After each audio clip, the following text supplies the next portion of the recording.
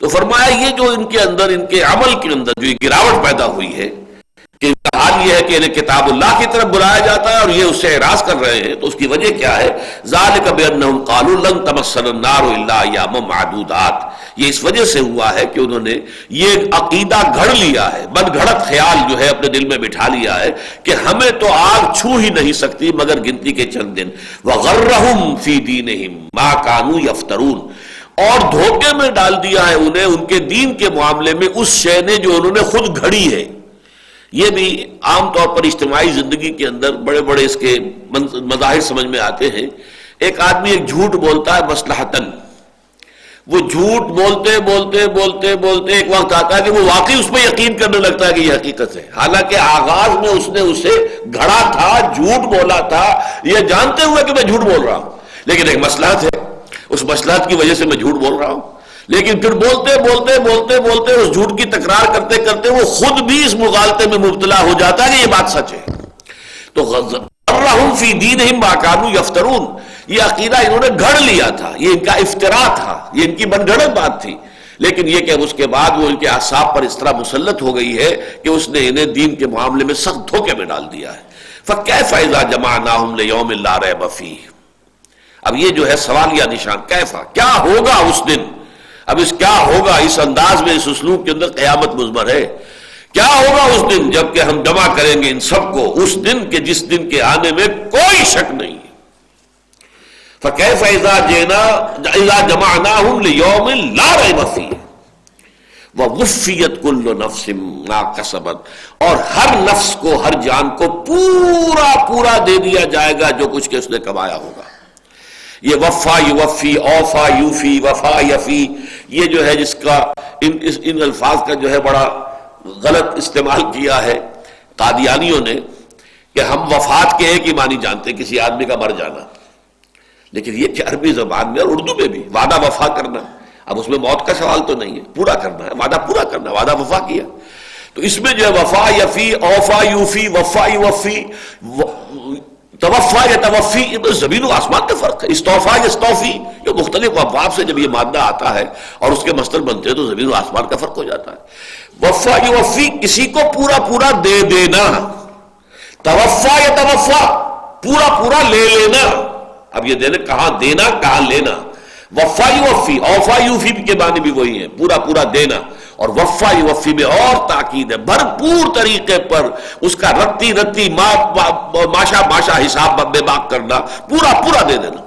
یہ ہے وفا یوفی۔ اور توفا یا توفا پورا پورا لے لینا، چھوڑنا نہیں کچھ بھی، جو بھی ہے حق ہے وہ پورا لے لینا۔ تو یہاں ہے وَوُفِّيَتْ كُلُّ نَفْسٍ مَا كَسَبَتْ، ہر جان نے جو کچھ کمایا ہوگا پورا پورا اس کو دے دیا جائے گا، وَهُمْ لَا يُظْلَمُونَ، اور کسی پر کوئی ظلم نہیں ہوگا۔ قُلِ اللَّهُمَّ مَالِكَ الْمُلْكِ، یہ اس سورہ مبارکہ میں یہ مقامات دعا کے جو ہیں اور جس طرح سے تلقین آ رہی ہے شروع سے ہم دیکھ رہے ہیں، پہلے رکوع میں بھی تھی، اس کے بعد پھر آئی، اب پھر تیسری مرتبہ یہ انداز ہے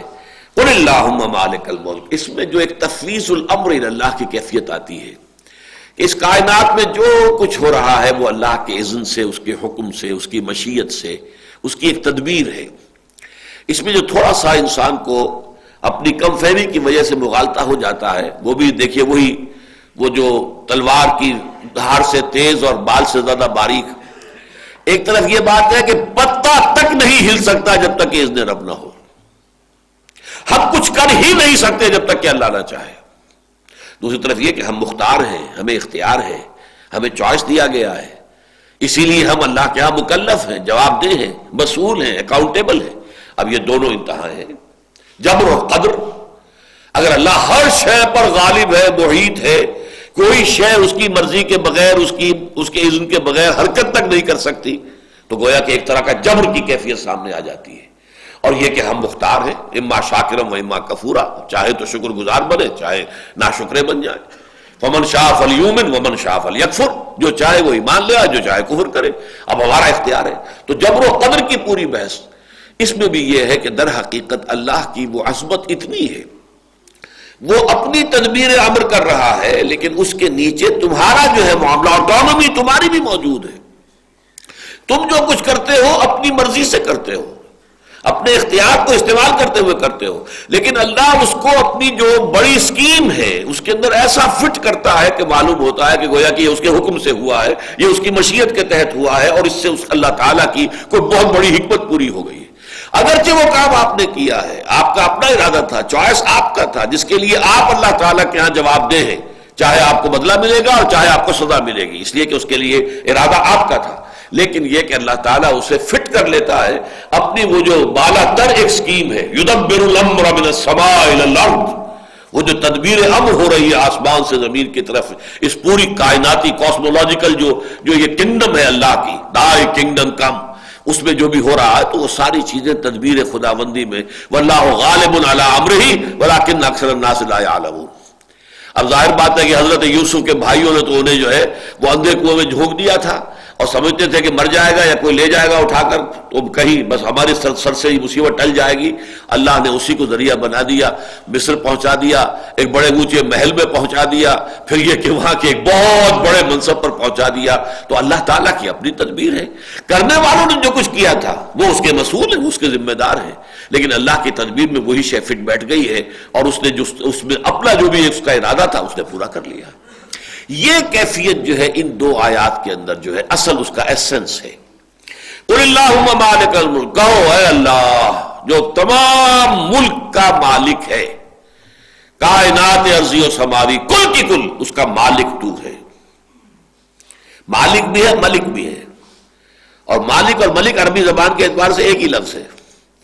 مالک یوم الدین بھی ہے، مالک یوم الدین بھی ہے، اسی لیے میم لام کاف لکھیں گے سورہ فاتحہ جب بھی آپ لکھیں گے تو تیسری آیت جو مالک یوم الدین لکھیں گے، میم الف لام کاف نہیں لکھیں گے، وہ غلط ہو جائے گا۔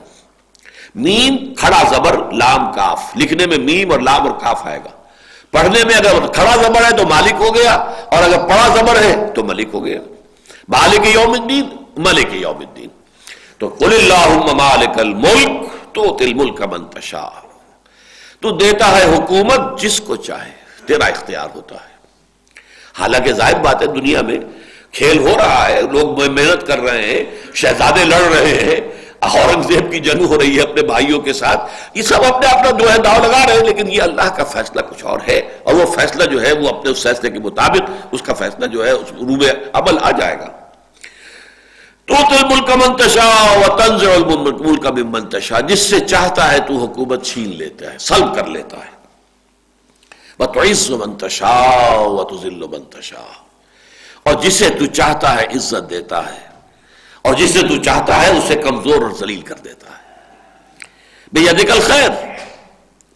اب اس ٹکڑے میں البتہ ضرور ہے، اب اس طرح کے ٹکڑے جیسا کہ میں نے بارہا کہا ہے کہ یہ قرآن مجید میں ایسے روانی میں آ جاتے ہیں کہ عام قاری پڑھتا ہوا گزر جاتا ہے، لیکن جو ہے کوئی شخص جو گہرائی میں غور کرتا ہے وہ آ کے رک جائے گا۔ بیدک الخیر، کیا مطلب اس کا؟ ایک مرتبہ تو یہ کہ کل کا کل خیر تیرے ہاتھ میں ہے، یعنی جس کو مانگنا ہو خیر اللہ سے مانگے، کل خیر اس کے ہاتھ میں ہے، تو دعا اس سے کرو گے، کسی اور سے نہیں کرو گے۔ لیکن اس کا ایک مفہوم اور بھی ہے، تیرے ہاتھ میں خیر ہی خیر ہے،